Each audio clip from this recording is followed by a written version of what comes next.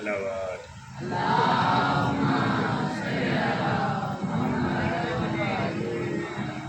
أعوذ بالله السميع العليم من الشيطان اللعين الرجيم. بسم الله الرحمن الرحيم. الحمد لله على ما علم وله الشكر على ما علم.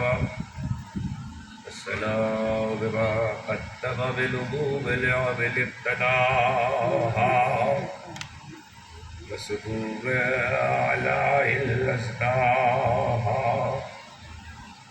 الصلاة والسلام على عبده ورسوله الذي اختاره قبل أن أرسله وصفاه قبل أن اصطفاه اشتباه قبل أن ابتعثه ذا الخلائق بالغيب مكلولة وبنهاية العدم مقرونة سيدنا ومولانا بالقاس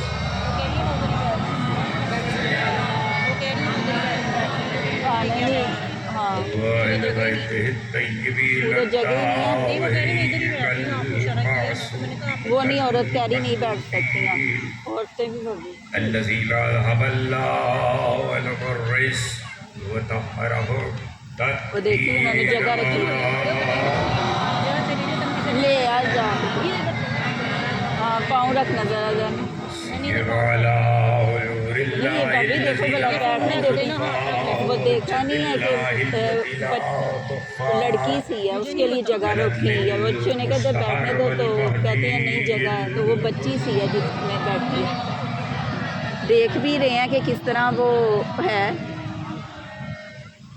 ولعنة الدائم الباقية على أعدائهم وكل كرفضا إليهم مقاصد حقوقهم أجمعين من يوم ظلمهم إلى يوم الدين.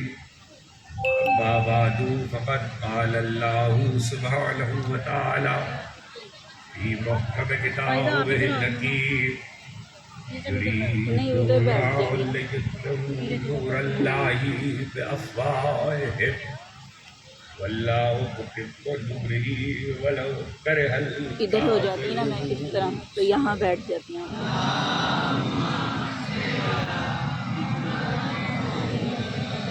ایک مرتبہ اور میں نے آواز سے ضرورا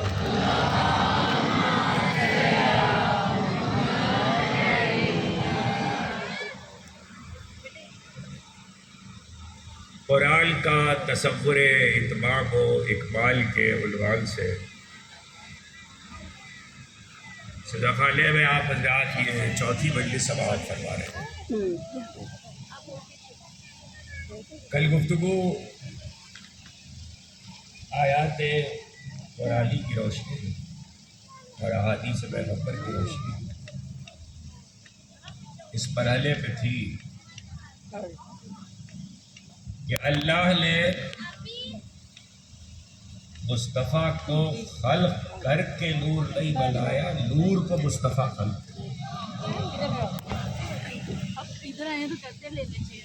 اور وہی نور اول ہے.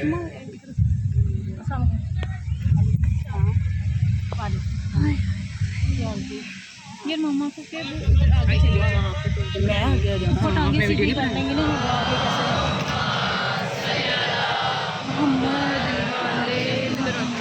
ایک اور سلام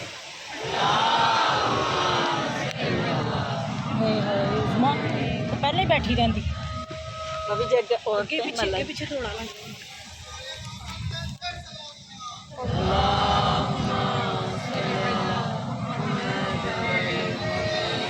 وہی نور اول ہے، وہی خلق اول ہے.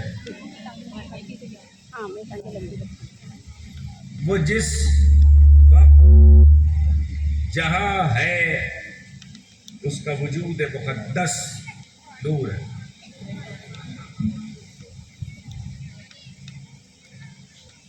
اور چونکہ اللہ نے اپنا تعارف کسی لفظ سے کروایا، قرآن میں اللہ نور السماوات والارض، اللہ زمین و آسمان کا نور ہے. اور پھر کہا کہ یریدون لیطفئوا نور اللہ بافواہہم، لوگوں کا ارادہ ہے کہ پھونکوں سے اللہ کے نور کو بجھا دیں. اللہ متم نورہ، اللہ اپنے نور کو تمام کرے. ولو کرہ الکافرون، کافر برا مانتے ہیں تو مانتے ہیں. یہ کیسی گفتگو ہو رہی ہے بھائی؟ کیا مسئلہ ہے؟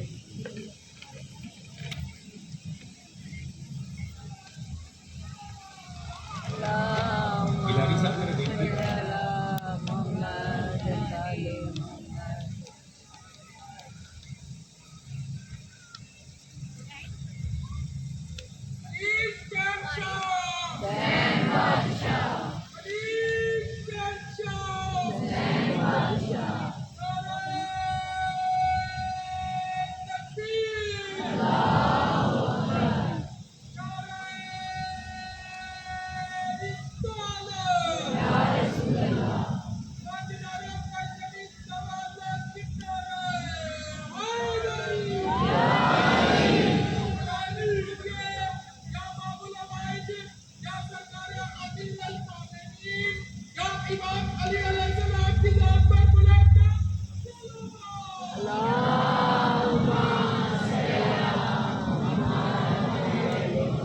ایک اور شاندار صلوات پہ.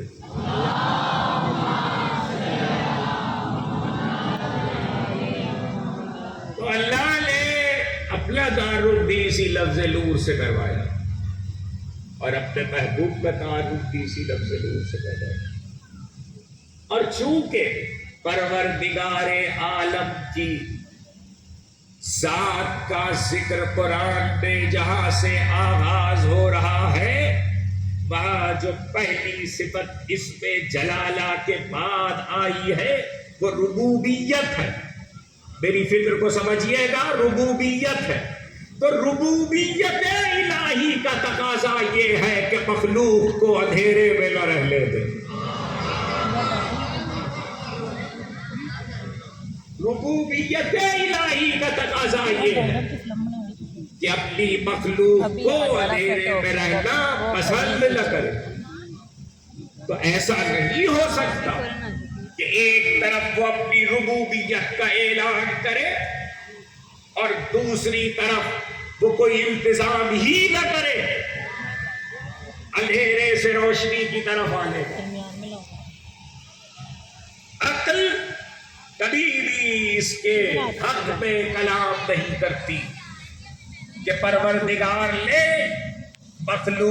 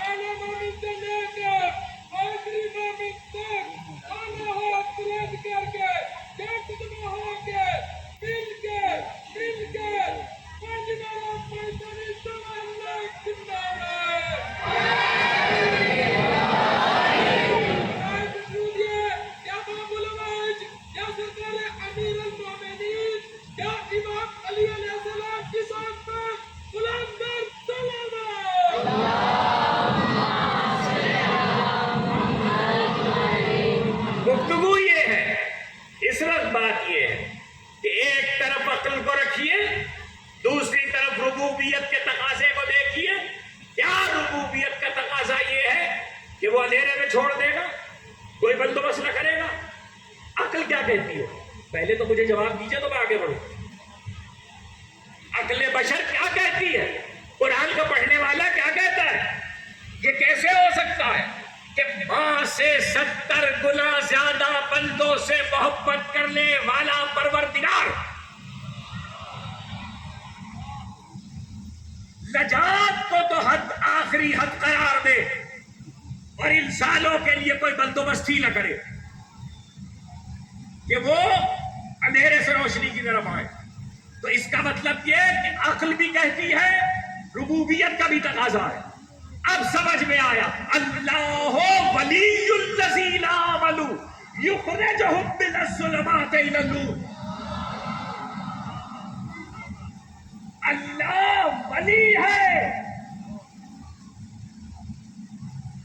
اللہ ولی ہے اور پھر ان کا ولی ہے. یخرجہم من الظلمات الی النور.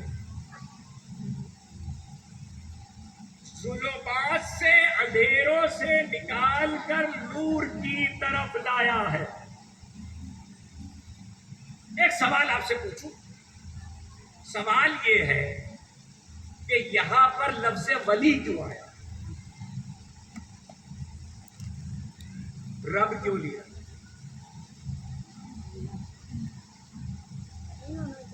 اللہ ان کا رب ہے، ولی. اس لفظ ولی کو یاد رکھیے. آنے والی تقریب میں اس سلسلے میں کچھ اور بھی گفتگو ہے، مگر یہاں پہ یاد رکھیے یہاں لفظ ولی کیوں آیا؟ ربوبیت کیوں نہیں آئی؟ رب کیوں نہیں آئی؟ کوئی اور صفت کیوں نہیں آئی؟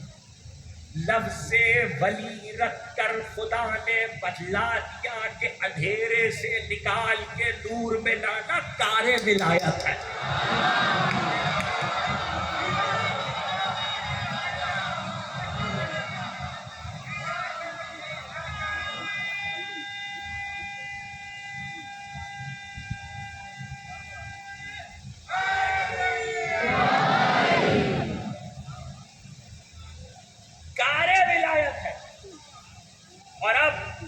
ایسا نہیں ہے کہ اللہ نے کوئی بندوبست نہیں کیا. نبوتوں میں، رسالتوں میں، ہدایتوں میں یہ اتنا اہم معاملہ ہے کہ اگر آپ ماضی کی نبوتوں کو دیکھیں تو وہاں بھی ملے گا. وَلَقَدْ سورہ ابراہیم 14واں سورہ کلام مجید کا. وَلَقَدْ أَرْسَلْنَا مُوسَىٰ بِآيَاتِنَا نَخْرِجْ قَوْمَكَ مِنَ الظُّلُمَاتِ إِلَى النُّورِ وَذَكِّرْهُم بِأَيَّامِ اللَّهِ إِنَّ فِي ذَلِكَ لَآيَاتٍ لِكُلِّ صَبَّارٍ شَكُورٍ. ذرا ظاہر لفظ کے ترجمے کو محفوظ کیجیے. وَلَقَدْ أَرْسَلْنَا مُوسَىٰ بِآيَاتِنَا، یقیناً ہم نے موسیٰ کو اپنی آیتوں کے ساتھ بھیجا. کیوں بھیجا؟ ان اخرج قومک من الظلمات الی النور. اس کا مطلب ہے ظلمتوں سے نکال کے نور کی طرف لانے کا کام شروع سے ہو رہا ہے. ظلمتوں سے نکال کے نور کی طرف لانے کا کام شروع سے ہو رہا ہے اور ساری ہدایتیں اسی بنیاد پر ہیں کہ ہمارے بندوں کو اندھیرے میں نہ رہنے. اچھا یہاں یہ بھی بتا دوں میں آپ کو کہ اگر میرے بچے، آج کی نسل کے بچے یہ سمجھ رہے ہیں کہ یہاں نکال کر ظلمت سے نور میں لانے کا مطلب یہ ہے کہ میں آپ کا ہاتھ پکڑوں اور خیمہ سادات سے ہاتھ پکڑ کے گاڑی میں بٹھا کے اور کالی کوٹھی لے آؤں، یہ مطلب نہیں. یہ مطلب بالکل نہیں. مطلب یہ ہے کہ اندھیرے میں رہنے والوں کو روشنی دکھا دو تاکہ میدان حشر میں یہ شکایت نہ کرے کہ ہم نے نہیں دیکھا تھا.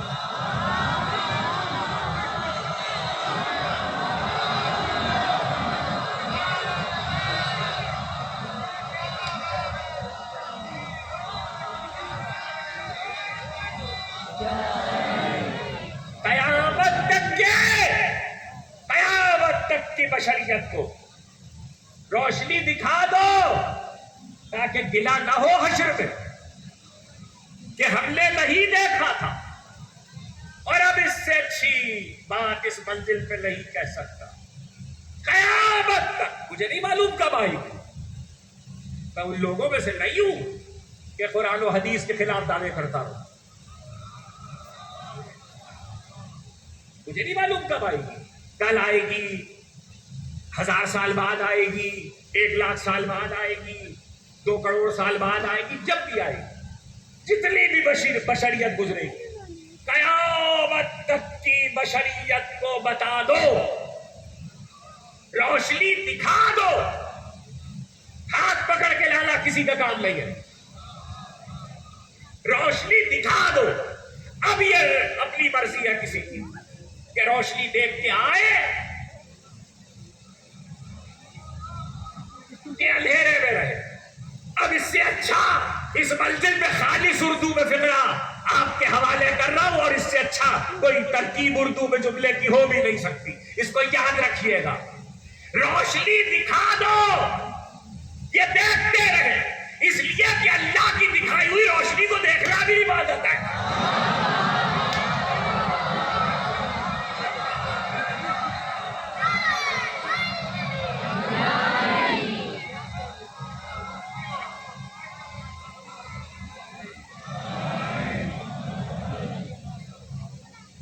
صلوات بھی پڑھے،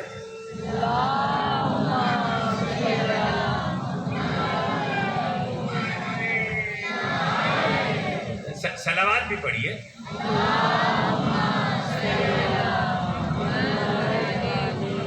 آپ کو معلوم ہے درود نور ہے؟ جی حدیثیں پڑھیے جا کے، درود نور ہے، جس پہ بھیجا جا رہا ہے وہ بھی نور ہے۔ اتنا تو بھیجو کہ دل و دماغ میں روشنیاں آ جائیں۔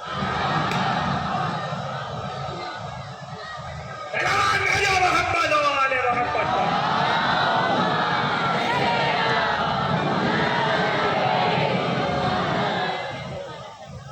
نور اور قرآن ہے۔ اب یہ سورہ ابراہیم کی جو میں نے آیت پڑھی ہے اس کو محفوظ وَلَقَدْ أَرْسَلْنَا مُوسَىٰ بِآيَاتِنَا نَخْرِجُ قَوْمَكَ مِنَ الظُّلُمَاتِ إِلَى النُّورِ۔ ہم نے موسیٰ کو اپنی آیتوں اور نشانیوں کے ساتھ بھیجا۔ آیتوں کا مطلب نشانیاں بھی ہے، معجزے بھی ہے۔ ہم نے آیتوں کے ساتھ نشانیوں کے ساتھ بھیجا۔ کیوں بھیجا؟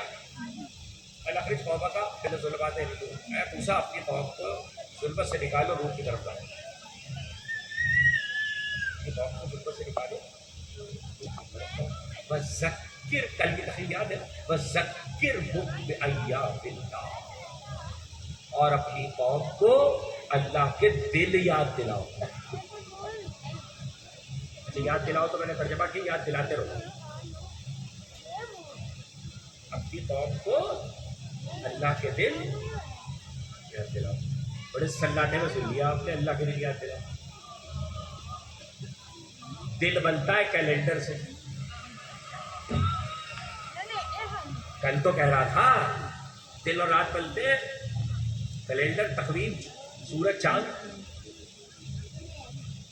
نوری ہو تب اور بے نور ہو تب۔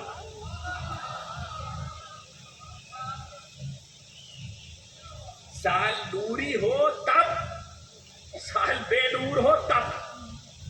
دونوں صورتوں میں دل و رات بنتے ہیں، سورج چاند سے یا کسی شے سے یا تقویم سے۔ سوال یہ ہے کہ اللہ جسم و جسمانیت نہیں رکھتا، اللہ کے لیے مکانیت نہیں ہے، اللہ کے لیے جگہ نہیں ہے، اللہ آتا جاتا نہیں ہے۔ اچھا بڑے بڑے ہستیوں کی سوانحیات لکھی گئی، آپ نے یہاں بڑے کتابیں پڑھنے والے لوگ بیٹھے ہو گے، آپ نے کوئی کتاب پڑھی ہے اللہ کی سوانحیات؟ کہیں پڑھی ہے؟ کہہ لگے ہو ہی نہیں سکتی، خالق حیات ہے، خالق حیات ہے، تو اللہ کی سوانحیات کون لکھے گا اور کیسے لکھے گا؟ ہو ہی نہیں سکتی، ممکن ہی نہیں۔ تو جس اللہ کے لیے جس کو جسمانیت نہیں ہے جس اللہ کے لیے زمانے نہیں ہے. زمانے کا خالق وہ ہے. دل زمانے کا حصہ ہے نا, تو زمانے کا خالق وہ ہے, مکان کا خالق وہ ہے. جس کو جسمانیت اس کے لیے نہیں ہے. ایام ہے یوم کی جمع, یوم کہتے ہیں دل کو, تو اللہ کے لیے دل کیا مانی ہے. اور حکم ہو رہا ہے یاد دلاتے ہیں. تو یہ تو مسئلہ ہے, جب تک اس کو حل نہ کر لیں آگے نہیں بس. یہ اللہ کے دل کون سے؟ بھائی ہمارے آپ کے دلوں کی بات کیجئے تو کوئی کہے گا بچپن کے دل, کوئی کہے گا جوانی کے دل, کوئی کہے گا بڑھاپے کے دل. اللہ کے لیے یہ بھی نہیں ہے. تو پھر اللہ کے حدیث ہوتی تو آپ اور میں بحث کرتے, راوی کون ہے, سند کیا ہے, کس نے لکھی ہے, کہاں لکھی ہے. یہ تو ہے آیت قرآن میں ہے, اور اللہ موسیٰ سے کہہ رہا ہے. تو اب بحث کون کرے گا جب اللہ خود کہہ رہا ہے کہ میرے دل یاد دلاؤ. تو پھر اللہ کے کوئی دل تو ہے. اب کیسے پتہ لگائیں گے ان سے؟ 3 قول ہے, چوتھا قول کوئی قول نہیں ہے تفسیر کی دنیا. کل 3 قول میں ترتیب کے ساتھ سنا رہا ہوں, اور اس کو یاد رکھیں. جتنی تفسیریں آج تک لکھی گئی ہے اس میں اللہ کے دلوں کے معاملے میں 3 قول ہے, چوتھا کوئی قول نہیں. آدم سے لے کے خاتم تک, اور خاتم سے آج تک, یا آدم سے پہلے اور قیامت, یہ 3 قول ہر دور کے لیے.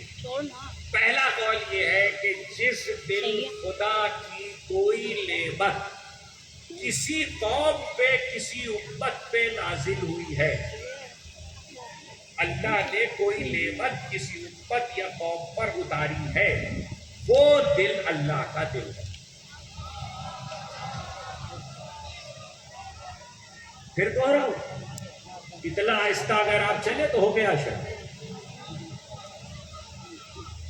اللہ نے جس قوم پر, جس امت پر کوئی نعمت کسی دل اتاری ہے, وہ دل اللہ کا دل ہے. یہ پہلا قول ہے. اب اس میں یہ بحث نہیں ہے کہ وہ نعمت چھوٹی ہے یا بڑی ہے. اگر نوح کی قوم پر کوئی نعمت اللہ نے کسی دل میں اتاری تو وہ دل نوح کی قوم کے لیے اللہ کا دل ہے.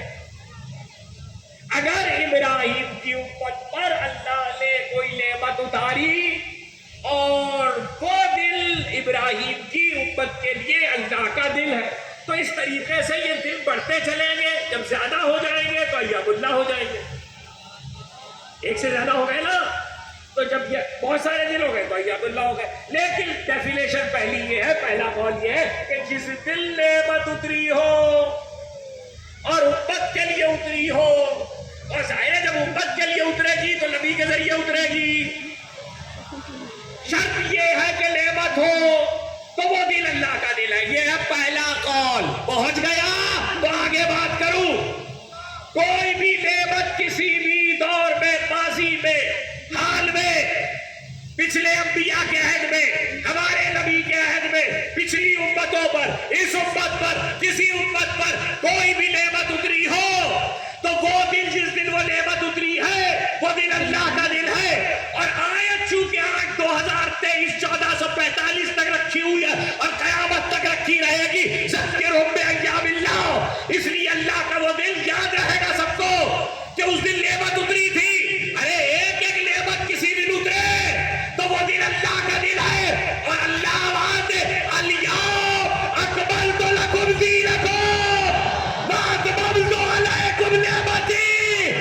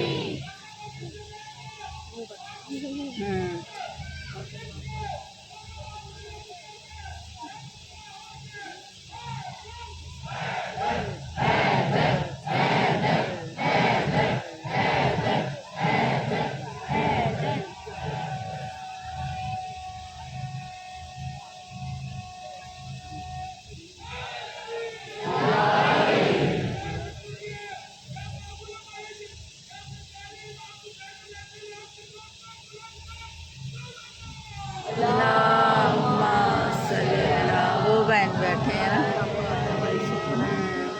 ہاں جی اسکن پہنا ہوا ہے. ہاں وائٹ ہی لگ رہا ہے نا. اللہ کا نہیں سمجھ میں آ رہا ہے. ایک نعمت اترے تو اللہ کا دے دو, اور جس دن نعمتیں تمام ہو رہی ہو. اچھا اب دوسری بات ہے, امت پہ اترے, توجہ کیجیے گا, امت پہ اترے تو اللہ کا دل ہے. امت پہ اترے تو اللہ کا دل ہے. اس میں مفسرین نے کتابوں کو بھی شامل کیا. بس اس کی ڈیفینیشن میں یہ بات ہے کہ اترے یعنی نازل ہو. وہاں سے آئے تو اگر وہاں سے آ رہی ہے نعمت, تو جو بھی نعمت ہو, جس دن آ جائے, جس نبی میں آ جائے, وہ دن اللہ کا دن. بڑی بڑی کتابیں بھی آئی, نازل ہوئی, صحیفے بھی آئے, آیتیں بھی آئی, مگر اسے کیا کیجئے کہ لکھنے والوں نے یہی لکھا اور اس کے خلاف کچھ نہ لکھا. ایک چیز اور ہے جو وہاں سے نازل ہوئی. حملے کا وہ کیا چیز ہے؟ کل کہ جبریل لے کر آیا اور مسجد میں بھی نہیں لایا, بھرے میدان جنگ میں لے کے آیا. حملے کا وہ کیا ہے؟ کل لگے کہ خاموش بھی نہیں آیا, سید الملائکہ کہتے ہوئے آئے لا فتح الا علی. تو کیا لائے؟ ذوالفقار.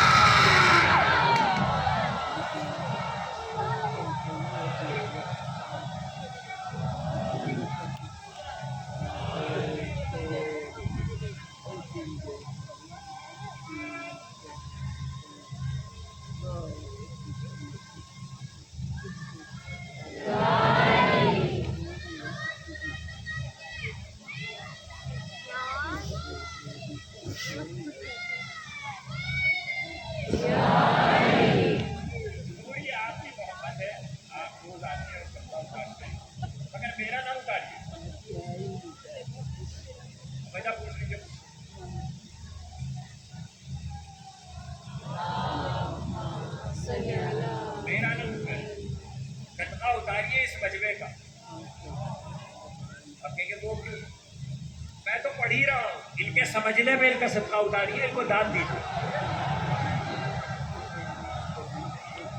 سلام بھیجیے محمد والے.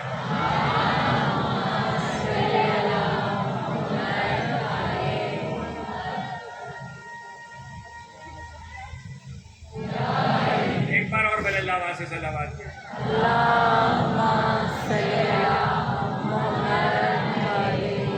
اللہ کے دل سمجھ میں آئے.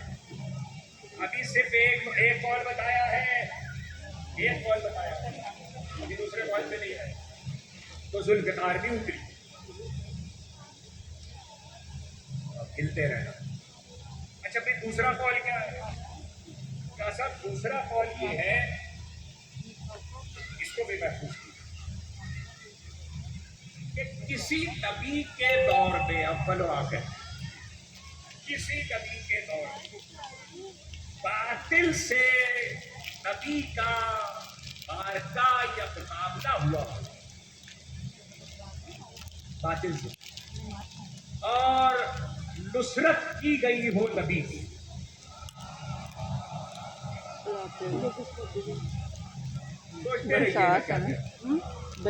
نبی کی, دین کی, اسلام کی نصرت کی گئی. تو جس دل ایک لے, گروہ لے, طبقے لے, لشکر لے, فرد لے, کم لے, زیادہ لے, نصرت کی ہو, وہ دل اللہ کا دل ہے. وہ دل اللہ کا دل ہے. یعنی اگر کسی نے آدم کی نصرت دی تو جس دل کی گئی وہ دل اللہ کا دل ہے. اگر کسی نے نوح کی نصرت کی تو جس دل کی گئی اللہ کا دل ہے. جس دل کسی نے ابراہیم کی نصرت کی تو جس دل کی گئی اللہ کا دل ہے. کسی نے موسیٰ کی نصرت کی تو جس دل کی گئی اللہ کا دل ہے. کسی نے عیسیٰ کی نصرت کی تو جس دل نصرت کی گئی اللہ کا دل ہے. انبیاء میں کسی بھی نبی کی نصرت کی گئی ہو وہ اللہ کا دل ہے. نصرتیں تو بہت ہوئی نبوت میں ناصروں کے نام زندہ نہیں رہے ماضی کے، کہ آدم و نوح و ابراہیم و موسیٰ و عیسیٰ کی کس کس نے نصرت کی؟ مگر جب ہمارے رسول کا زمانہ نبوت آیا اور وقت نصرت آیا اور پہلی جنگ اسلام لی، کیا علی بدر میں تھے؟ کیا علی بدر میں تھے؟ الشہد علی البدرہ، دونوں نے دو لفظوں میں جواب دیا اور عجیب طرح سے جواب دیا، بارزا و ظاہرا، ارے لڑے اور چھا گئے۔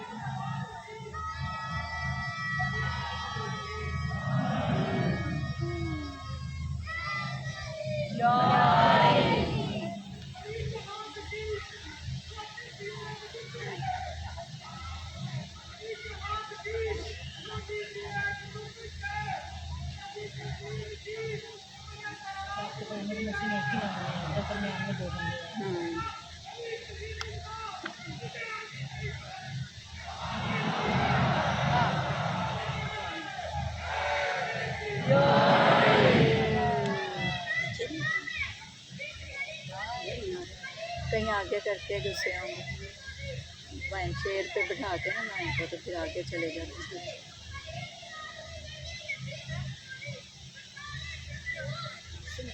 وہ بیٹھے ہیں ابو الحسن کے ساتھ، یہی اسی لائن میں ہے، وہیں سے دو یہ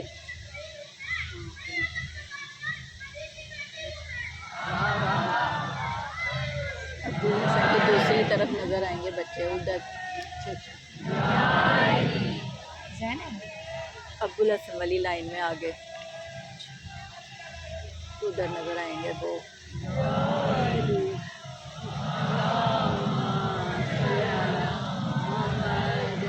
شاہد علی البدرہ، کیا علی بدر میں تھے؟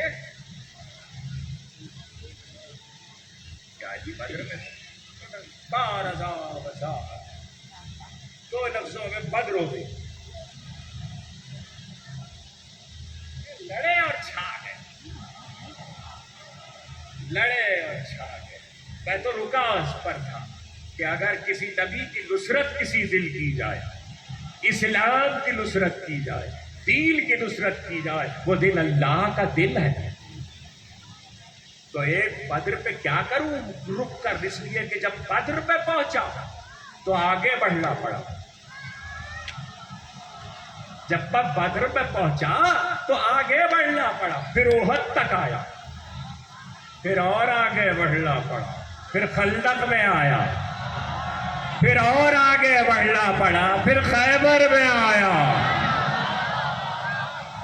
اور اب جو دیکھتا چلا تو نصرت نہیں، نصرت پہ نصرت، نصرت پہ نصرت، نصرت نصرت پہ نصرت۔ اور قرآن کہہ رہا ہے وَذَكِّرْهُمْ بِأَيَّامِ اللَّهِ، تو اس کا مطلب یہ ہے بدر ہو، احد ہو، خیبر ہو، خندق، حنین تک چلے جاؤ، نصرت ہوتی رہی، اللہ کے دل تاریخ میں لکھے جاتے رہے۔ ہم سے مت پوچھنا مجلسوں میں علی کی شجاعت کیوں سنا رہے ہو، اللہ کے دل سنا رہے ہو۔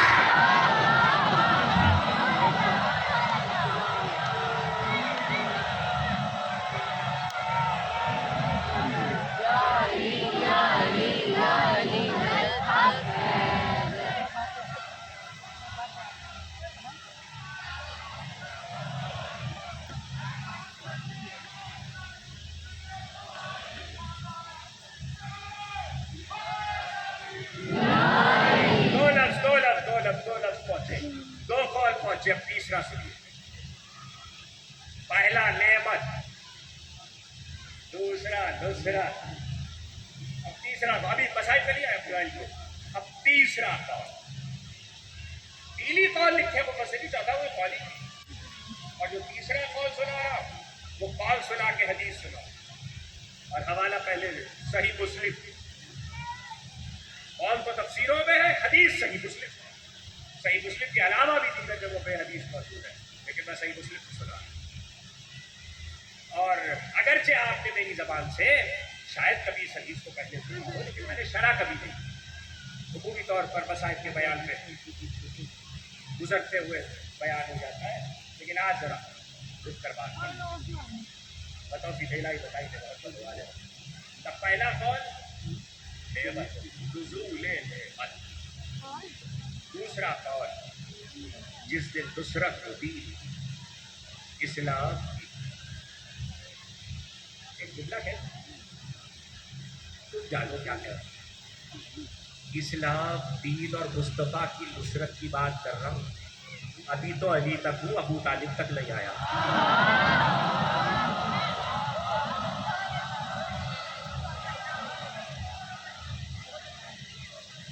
ایک صلوات بھی پڑھو میں آواز.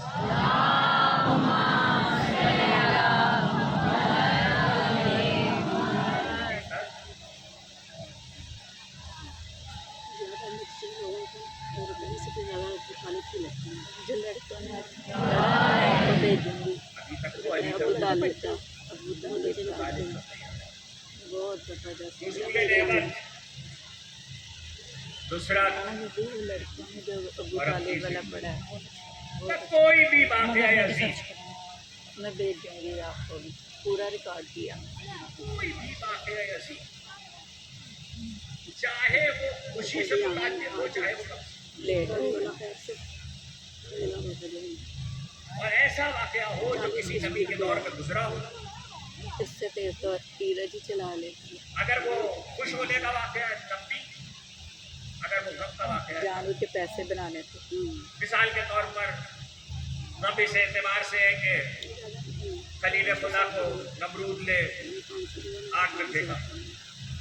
خوشی اس اعتبار سے ہے کہ گلزار ہو گئی. واقعہ تو ایک ہی دن ہوا ہے نا، ایسا تھوڑی ہوا کہ آج دلی میں کل گلزار. 1300 روپیہ واقعہ تو ایک ہی دن. ایک شیئر. اچھا، ہم تو مصیبت کا اس اعتبار سے کہ حضرت نوح پہ کافروں نے ظلم کیے، اور خوشی کا اس اعتبار سے کہ سفینہ مومنین کے لیے تیار ہو گئی. کوئی بھی عظیم واقعہ ہو کسی نبی کا، تو جس دن وہ واقع ہوا ہے وہ اللہ کا دن ہے. اب یہ 1400 میں لکھی ہوئی ساری تفسیروں کا خلاصہ پہلے آپ کے سامنے رکھوں کہ اللہ کا دن کیا ہے.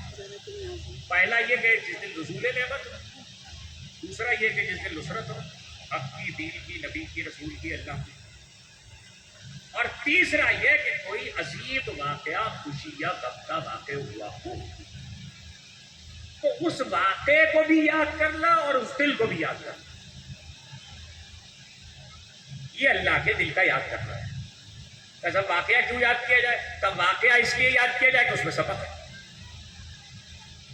اگر انبیاء کے دور کا کوئی مصیبت کا یا غم کا واقعہ ہے اور وہ یاد کیا جائے گا اور اسے بتایا جائے گا تو اس میں انسانیت کے لیے سبق ہے، درس ہے، صبر ہے، ہمت ہے، حوصلہ ہے.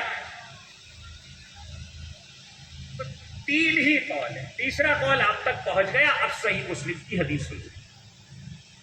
اور چونکہ صحیح مسلم میں حدیث آئی ہے اس لیے سند پہ کوئی بحث نہیں ہے. اور ابھی فضائل پڑھ رہا ہوں، مسائل پہ آیا نہیں. میں نے تینوں باتوں کو سمیٹ دیا.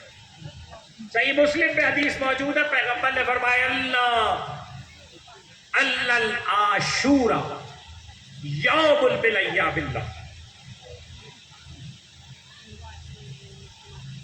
عاشورے کا دن اللہ کے دلوں میں سے ایک ہے. سنیے آپ، عاشورے کا دن اللہ کے دلوں میں سے ایک ہے. تو اب کیا یہ بھی بتلانے کی ضرورت ہے کہ عاشور کو کیا ہوا؟ تو اب اگر قرآن کا ذکرہم بایام اللہ،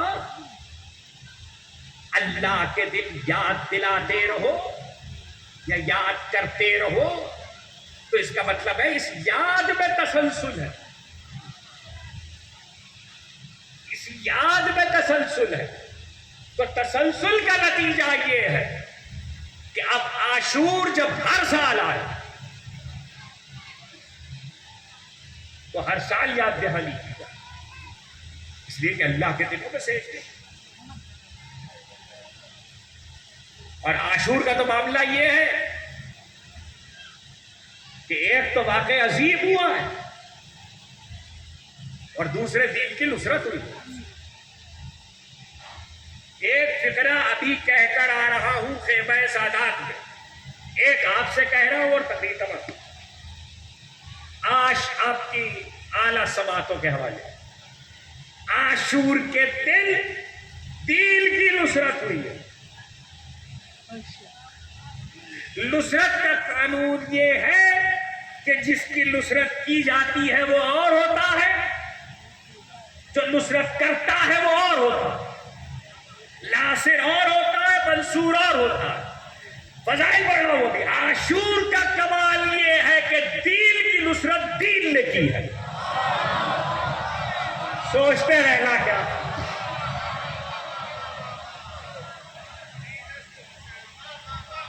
عاشور کا کمال یہ ہے کہ دین کی نصرت دین نے، یہ عاشور ہے۔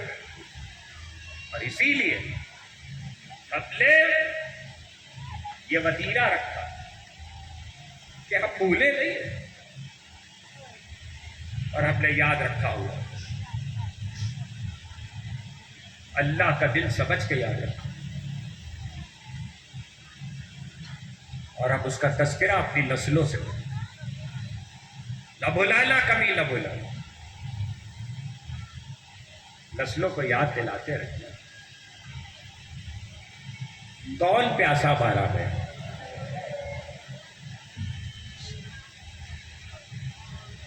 کس کا نواسا قتل کر دیا،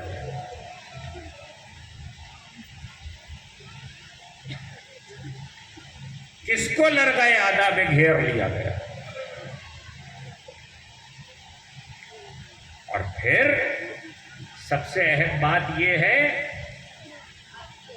کہ اگر مارکہ جنگ اور مارکہ کارزار کہیں سرگرم ہو تو برابر کی عمروں کے جوان اور بوڑھے لڑتے ہیں۔ ارے بچوں کا کیا قصور تھا؟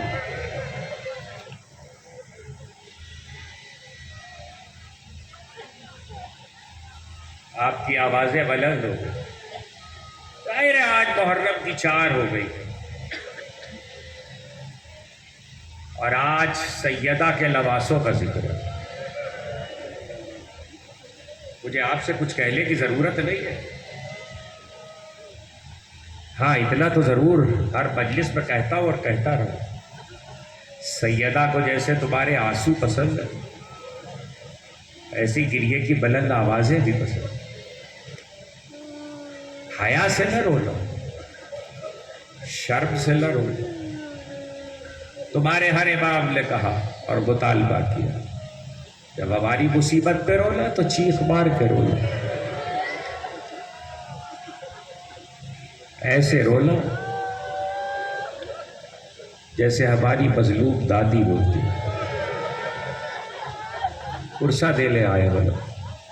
یہ 10 دن خاص طور پر، پوری فصل ازا لیکن خاص طور پر یہ 10 دن اور 40 یہ رولے کے دن، اس میں جو فرش ازا پہ آ کے بیٹھے وہ یہ یاد رکھے، یہ گریے کے دن، اس لیے کہ ازا خالوں میں ایک ماں آنچل پھیلا کے آتی ہے کوئی میرے بچے پر رولے والا، ہے کوئی میرے لال کا ماتم کرنے والا۔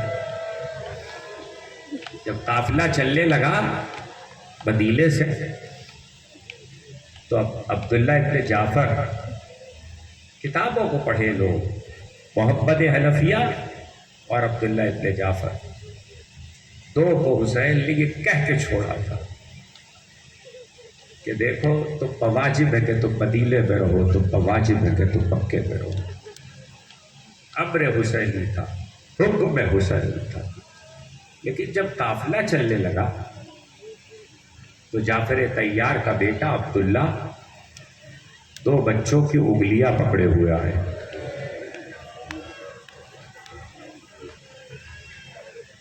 اور عقیلہ بنی ہاشم سے کہنے لگے اے شاہ ولایت کی دختر، میں نے آپ کے بابا سے کبھی یہ سنا تھا کہ جب حسین عراق جائیں گے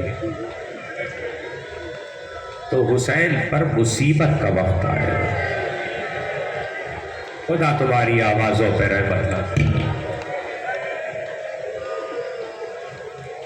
خدا تمہاری آنکھوں پہ رحمت نازل کرے. سیدہ کو جیسے تمہارے آنسو پسند ہے ایسی گریے کی بلند آوازیں بھی پسند ہیں. کہا میں نے آپ کے بابا سے سنا تھا کہ حسین جب عراق جائیں گے تو حسین پر مصیبت کا وقت آئے گا، اور مصیبت کا وقت صدقہ دینے سے ٹل جاتا ہے. اگر کبھی آقا پہ مصیبت کا وقت دیکھیے تو میرے دونوں بچوں کو صدقہ اتار دیجیے.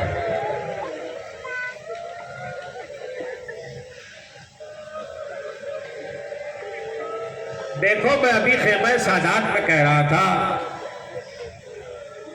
کہ حسین بہن سے بہت محبت کرتے ہیں. حسین بہن سے بہت محبت کرتے ہیں.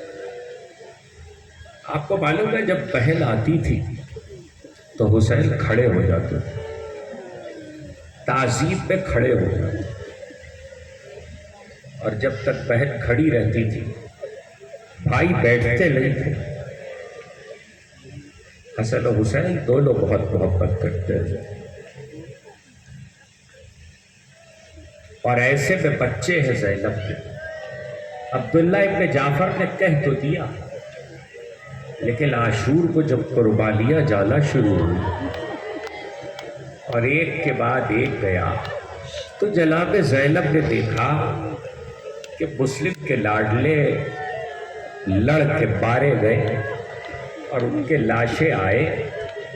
تو اس کے بعد جناب زینب کی نظر جب اون و محبت کو پڑی تو کہنے لگی اون و محبت، مسلم کے بیٹے مارے گئے،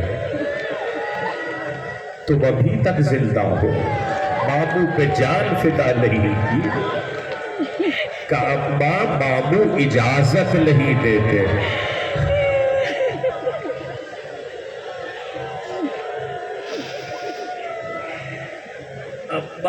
ماموں اجازت نہیں دیتے. اتنا سننا تھا کہ زینب بچوں کے ہاتھ پکڑ کے تھام کے بھائی تک آئی. بھائی کھڑے ہو گئے. ہمیں یاد کیا ہوتا.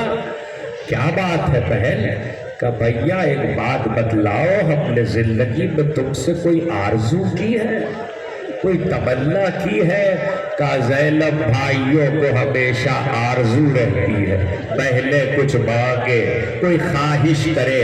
تم نے کبھی کوئی خواہش نہ کی، ہمیں حسرت رہ گئی کہ آج کچھ مانگے تو دو گے. کہ ہاں، کہ وعدہ کرو. کہ ہم نے وعدہ کیا کہ اچھا تو بچوں کو رل کی رضا دے دو. کہ زینب ساری زندگی میں وعدہ بھی سکتا جائے، بچوں کو مرنا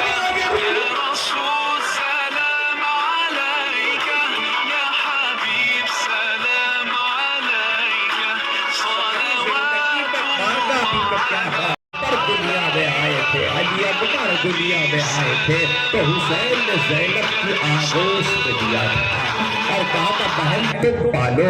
علی اکبر کو تو زینب نے پالا ہے، مگر جب اہل محبت دنیا میں آئے تو زینب نے عباس کے حوالے کیا. عباس لو یہ تمہارے حوالے میرے بچے، بین فنون جنگ آداب تیغزنی سب عباس نے سکھائے تھے. اور آپ کو معلوم ہے استاد باپ جیسا ہی تو ہوتا ہے، باپ ہوتا ہے، شاگرد شاگرد نہیں ہوتے، بیٹے ہوتے ہیں. اور وہ بھی زینب کے لاڈلے.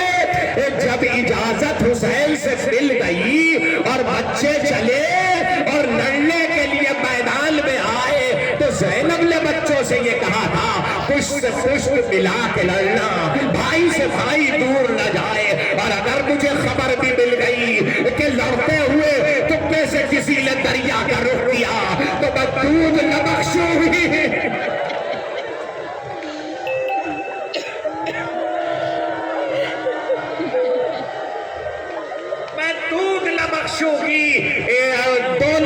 بچے میدان میں جب لڑنے آئے، قیامت کی جنگ لڑی ہے، تاریخ نے الگ لکھی، مرثیہ نگاروں نے الگ لکھی، میں جنگ کا بیان تو اس وقت نہیں کر سکتا، ہاں اتنا ضرور لکھا تاریخ نے کہ حسین گھوڑے پہ سوار، عباس گھوڑے پہ سوار، علی اکبر گھوڑے پہ سوار شہزادوں کی جنگ دیکھ رہے ہیں، اور جب وہ لڑتے ہیں تو مرحبا مرحبا کہتے جاتے ہیں، مگر بچے پیاسے بھی تو تھے اور بچے بھی تھے، کب تک لڑتے، ایک تیر چلا آل کی پیشانی پہ لگا، ایک بھالا کے محمد کے سینے پہ لگا، تیرا کے گئے تو آواز بھی بابو جان لگ نکلی، اتنا کہنا تھا، عباس نے گھوڑے کو بڑھایا، حسین نے شانے میں ہاتھ، کہاں جا رہے ہو عباس، کہ میری گود کے بانے، کہ جس نے بانا ہے وہ ناچے لگے گا۔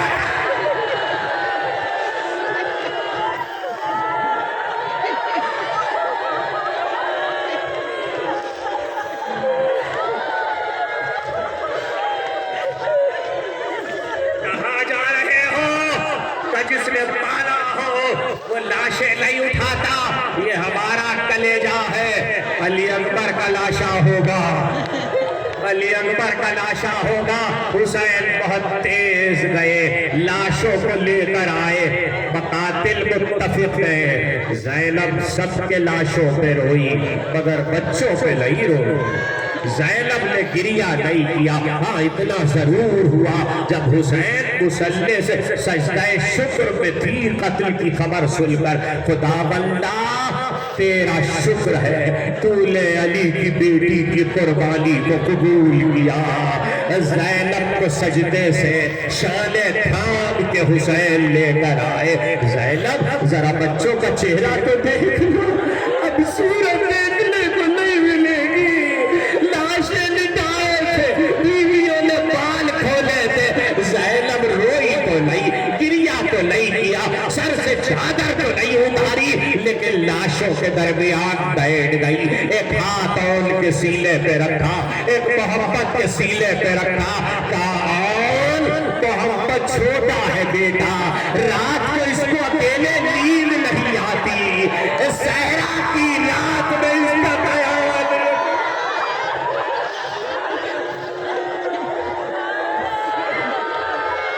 صحرا کی رات میں اس کا خیال رکھنا۔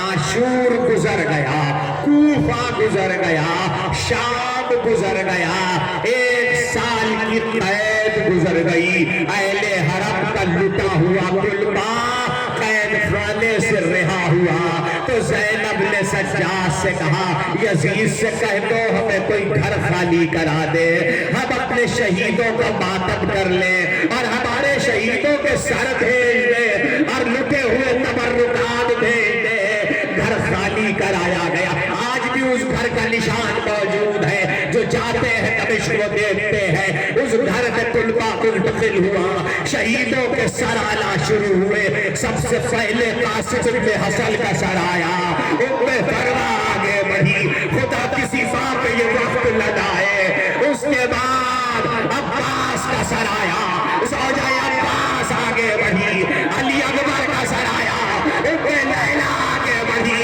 حسین کا سر آیا، بیویاں کھڑی ہو گئی، شام کی عورتوں نے دیکھا، دو ننھے ننھے سرے، جن پر رونے والا کو، ارے جان کی وہ مر گئی ہے، پھسل گئی ہے زینب کے۔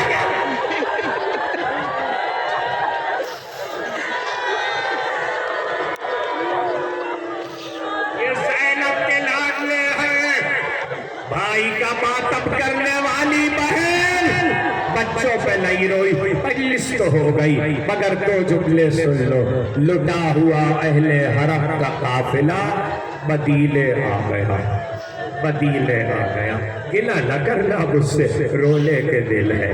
مدینے قافلہ آیا تو حسین کے گھر میں روزانہ صبح سے شام تک، شام سے صبح تک مستقل ماتم تھا، اور زینب اسی گھر میں تھی. مدینے کی کوئی بیوی ایسی نہ تھی جو وہاں پرسے کو نہ آتی ہو.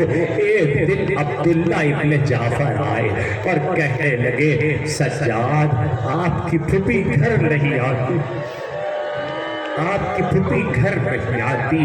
کہا میں کہوں گا پھوپا، پھوپھی سے کہوں گا. کہا پھوپھی اماں گھر جائیے، پھوپا آئے تھے. کہا بیٹا میرے بھائی کا گھر لٹ گیا، میں گھر جا کے کیا کروں، میرے بھائی کا گھر اجڑ گیا، لیکن تمہیں باب وقت ہو، تم کہتے ہو میں جاؤں گی. جب زینب آئی تو عبداللہ ابن جعفر طیار گھر سے باہر تھے، دروازے کی کنڈی لگی ہوئی تھی. زینب نے کنڈی کو کھولا، دروازے میں داخل ہوئی. گھر کے آنگن میں ایک پلنگ پڑا تھا، چارپائی جسے کہتے ہیں، پلنگ پڑا تھا. زینب اس کے پائٹی کی طرف پائے کو تھام کے زمین پہ بیٹھ گئی اور زینب نے سسکیوں سے رونا شروع کیا.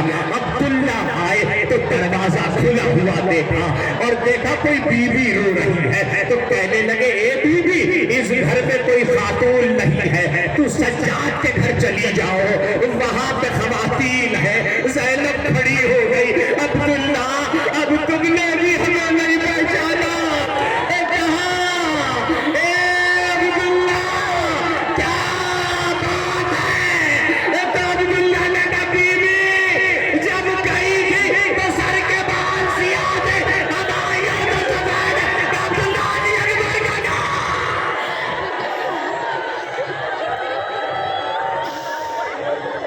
عبداللہ جس نے علی اکبر کا داغ دیکھا ہو، بس دو جملے سن لو اور پھر ماتم کرنا. ایک مرتبہ کا جس نے علی اکبر کا داغ دیکھا ہو، کربلا کا ذکر آیا تو کربلا سنانا شروع کی.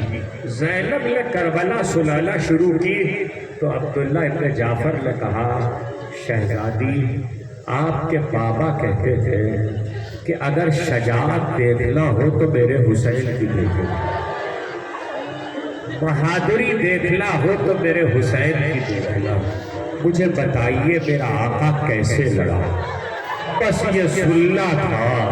زینب کے تیور بدل گئے. عبداللہ میں تمہیں بتاتی ہوں میرا بھائی کیسے لڑا. لاشیں اٹھا کے لڑا، لاشیں اٹھا کے لڑا. 3 شب و روز کا پیاسا لڑا، بھوکا لڑا اور کہتا تھا ارے اس کی جنگ دیکھو جس کا بھائی مارا گیا، اس کی جنگ دیکھو جس کا بیٹا مارا گیا، اس کی جنگ دیکھو جس کے گود کے پانے مارے گئے. آخری دن ابھی جنگ حسین کی سنا رہی تھی، سناتے سناتے اس آلہ محمد کے حجروں میں نظر پڑے، دروازے جگا کے بیٹھ گئی. اب چلانا گیا دروازے کو کھولا، آواز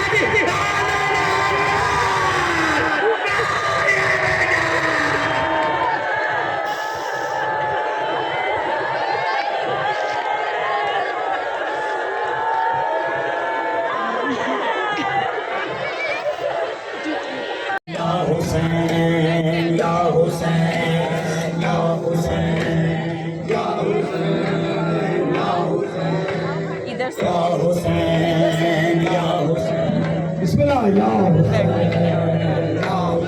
بسم اللہ باقی یا حسین. ہاں یا حسین، یا حسین یا حسین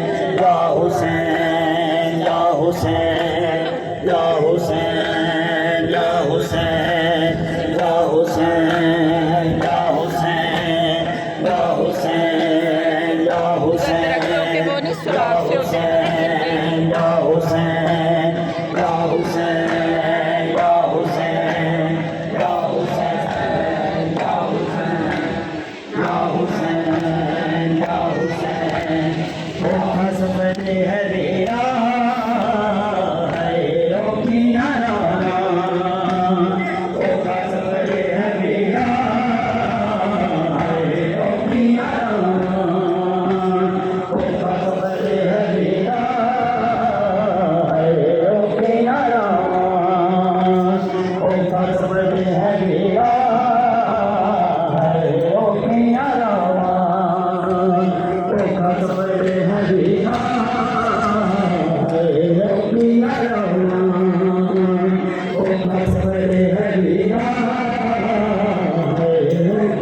राम